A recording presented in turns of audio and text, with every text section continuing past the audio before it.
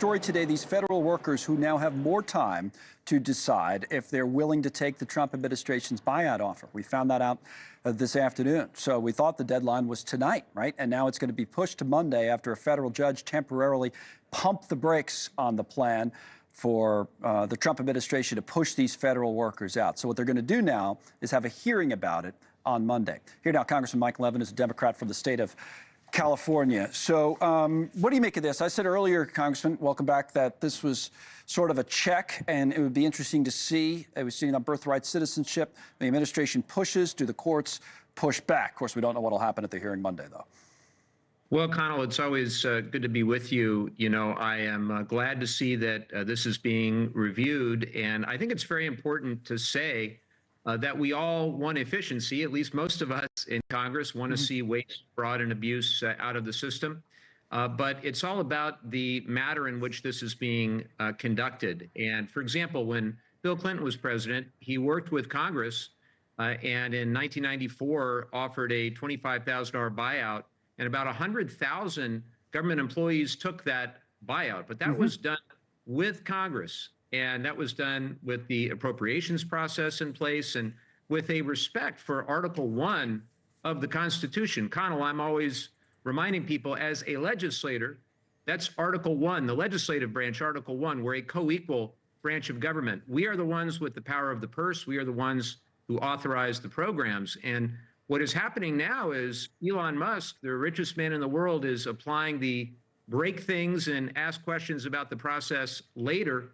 And unfortunately, in this instance, what they are doing with this buyout is probably not legal. And we can't even guarantee those federal employees that took this fork in the road, as it was called, that they're even going to get their paid administrative leave, because we have not appropriated the funds to do that. I'm on the Appropriations Committee, and we haven't had a say at all. Yeah, that's the thing. I mean, I think sometimes people look at this and they say, well, Trump's saying one thing and the Democrats are saying, no, we don't like it, and they're pushing back the other way. But you, I think you would accept the label a moderate member of Congress. We've had conversations before about some of these issues, are saying, no, it's about the how. I want to put up a social media post that you had where you said, don't forget, the torrent of chaos is a tactic by Trump and Musk. If everyone's scattered and outraged about every single thing, we can't see as clearly, therefore can't act most effectively. So you say, well, stay focused. What did you mean by that last part about stay focused? On what? Well, in this instance, stay focused on efficiency and on doing things the right way through the House Appropriations process. What that means is that the president obviously has a lot of policy items that he wants to pursue. And my friends in the House Republican Conference and Senate Republicans obviously agree with a lot of those policies. But there is a way to do this that still adheres to the law, which is that you work with Congress, you get these programs authorized, you appropriate funds, and then you move forward accordingly. And what we're seeing right now, unfortunately, is a wanton disregard for the legislative branch.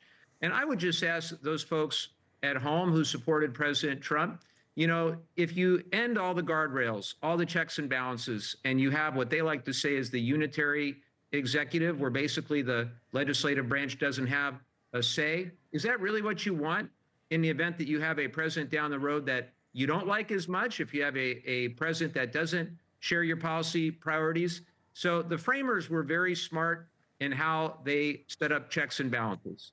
And I just wish that my Republican colleagues would recognize that they're a co-equal branch of government. In fact, Article 1, the legislative branch, comes before Article 2, executive, and that's by design, Connell. How much of this is Trump and how much of this is Musk? Or do you not separate the two? Or do you feel like maybe the two, you know, as human beings eventually might be separated? It's just in terms of how this ends up.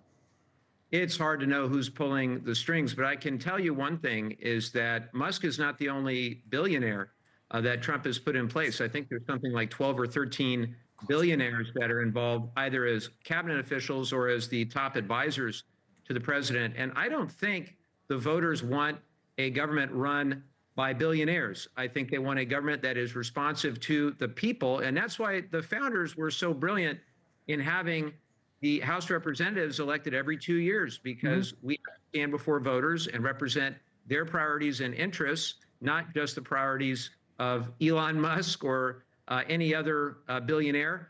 Thanks so much for watching. Just go to joinnn.com to find News Nation on your television provider. And don't forget to click the red subscribe button below to get more of News Nation's fact-driven, unbiased coverage.